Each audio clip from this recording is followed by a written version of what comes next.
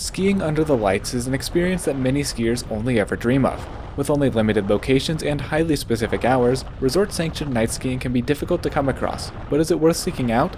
Or, if you come across it, is it even worth going? We'll answer all those questions and more in this video, and to do it, we'll be discussing 3 different topics: the types of night skiing operations, what to expect on mountain at the most major of those operation types, and whether we find it worth it. So with that, let's jump right into breaking down the night skiing experience.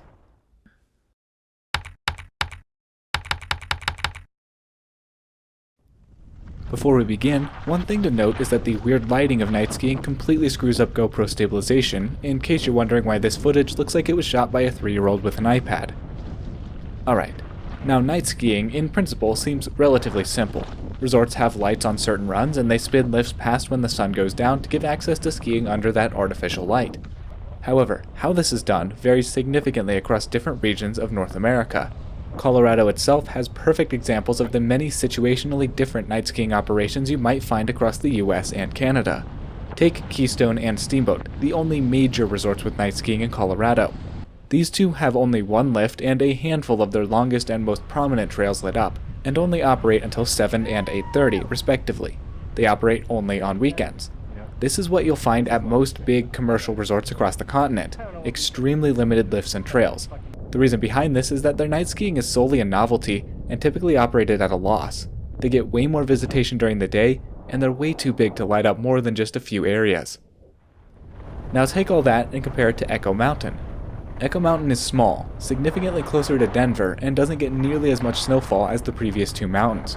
Their night skiing runs until 9 on Wednesdays through Saturdays, rather than just Friday and Saturday, and a majority of the ski area is lit up. Or, how about this if we want to go to the true other extreme? Hoedown Hill.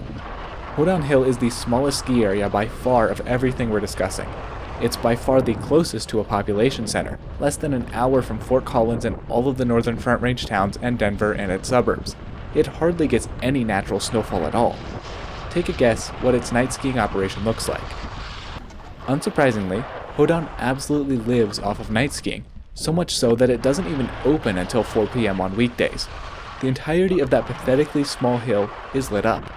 You see the trend here? Smaller ski resorts that get less snow and are closer to population centers tend to actually make more money running night skiing operations than day operations. They can turn a profit from people who want a few laps after work, and they can preserve their snow by keeping people off of it until later on in the day when the sun's not also simultaneously beating down on it. As you can see, there are 3 sorts of mountains when it comes to night skiing. Your Steamboats and Keystones, those giant commercial mountains, typically just use night skiing as a marketing tactic and don't actually have that much open or for all that long. We'll say those are the first type. The intermediates, the Echo Mountains of the world, well, they still prioritize day skiing, but the night skiing isn't just an afterthought like it is for the mega resorts. Those are the seconds. And then there's the tiny community ski hills whose entire livelihood is night skiing, which make up the 3rd category. There's a place for all 3 of those types across the entire North American ski industry, and it mostly varies by geography. For example, in states with a high density of these tall, expansive, challenging resorts, such as interior British Columbia, Colorado, Utah, California, and Vermont, there's not a ton of the 3rd type, the community hills. These are the types of regions where you find most of the 1st and some of the 2nd type. Now think about the Midwest, where it's almost exclusively the 2nd and 3rd type. There are, of course, a handful more trends that we're not going to go into in this video. However, if you're interested, we've gone ahead and compiled a fairly comprehensive list of every ski area in North America that offers night skiing in order to find those trends, and we're now putting it up on the website for those who are interested. It'll be linked down below, and you can look into these trends even more yourself if you couple the map with some external research, but we're going to go ahead and wrap up this little section there.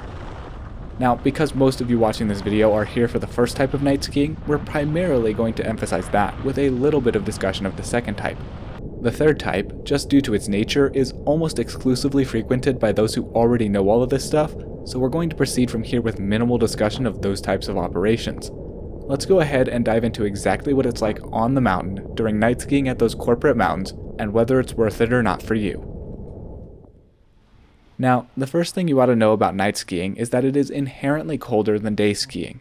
While temperatures may only be a few degrees lower during night skiing hours, Without the late afternoon sun, it feels significantly colder.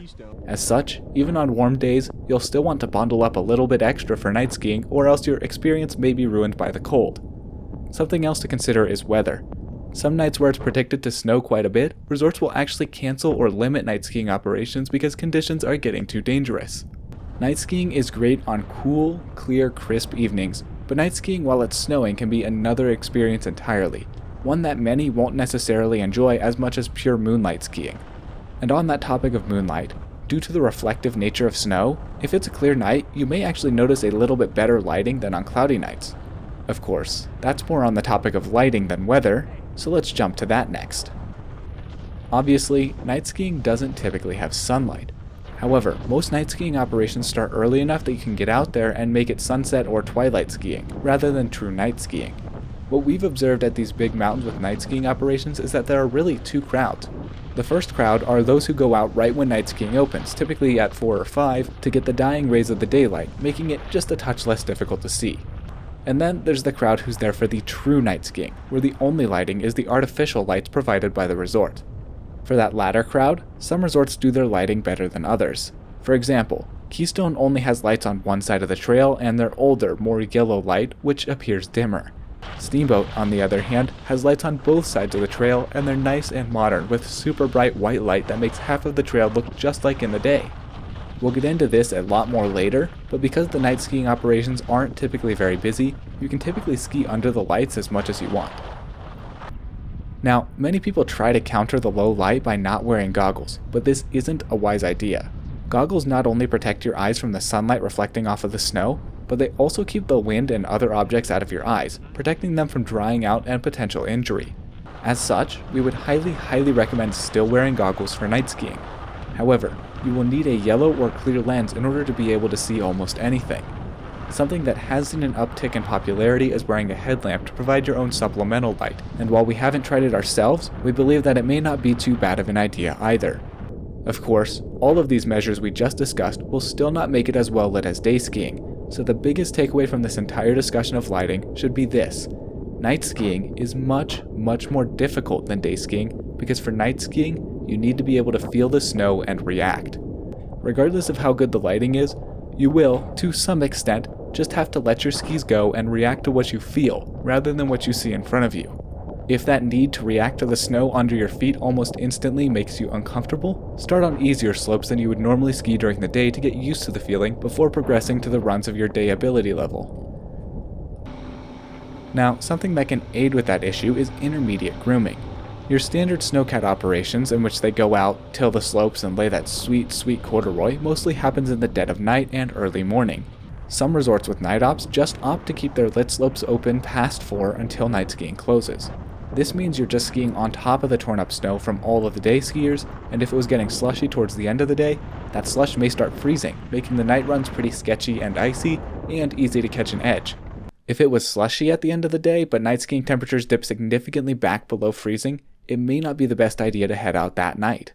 However, a select few resorts do things a little differently. Some mountains close at 4 like normal. They send out snowcats to regroom the trails that they'll open for night skiing. Then, when the cats are done an hour or two later, they'll reopen those trails for night skiing. If you're at one of those resorts, you won't have nearly as much to worry about in terms of the ice, in terms of catching an edge, and in overall terms of reacting to what you feel under your feet.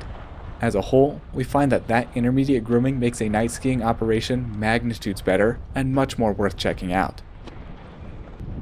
All of those factors we just discussed are huge dissuasions to a large majority of day skiers. As such, night visitation is much lower than day visitation.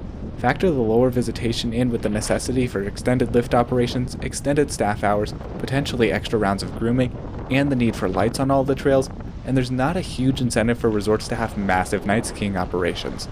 Of course, this varies resort to resort, as there are some decent-sized mountains whose entire claim to fame is their massive night skiing operations. But, as a whole, when you visit these medium to large resorts, you'll have very limited options as far as lifts and terrain.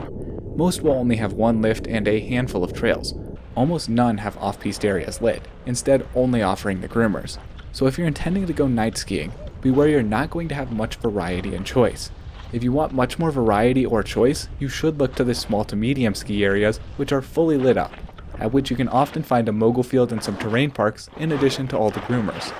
Some bigger resorts have small terrain parks on offer, but I'm not aware of any medium or large parks up at the big commercial resorts. Comments, correct me if I'm wrong. Given the limited terrain, despite the lower visitation, it would seem to make sense that night skiing operations get quite busy. However, at least in North America, crowds are typically not an issue at all. Some resorts will have short lines for the lift, but a lot of mountains won't even have that. Additionally, most people are part of that first crowd we discussed earlier, the sunset skiers, so if you go later, within an hour or two of closing time, you can sometimes even have a trail to yourself. Overall, crowds should be pretty low on the list of worries as far as night skiing is concerned. So that brings up the final question. Is night skiing worth it? Our answer is pretty nuanced. We say yes, but pretty much for one night only. Night skiing is way overpriced, let's be honest. Keystone will charge you up to $150, which, despite their top to bottom night ops with a solid selection of trails, is absolutely not worth it. However, if you spend the $60 to $70 to get a few laps at Steamboat, we'd argue that that may be a bit more fair. Regardless, if you have the means and the desire but are unsure or hesitant, we would highly recommend getting out there to see what it's like. Beyond one night of night skiing, we find it pretty repetitive, even if you do it at a different mountain. But those few runs in the night, with few others around, well, that feeling just can't be beat. So once again, if you're questioning, just go for it and see. The worst that can happen is you hate it and leave early. But let's be honest, is that any different than how day skiing can go? Alright, that seems to amply sum up the night skiing experience. Now go check out one of our other breakdowns. As always, please leave any questions down below. If you enjoyed this video or found it helpful, please consider subscribing to help support this stream. Thank you all so much for watching. All my love, I'm out.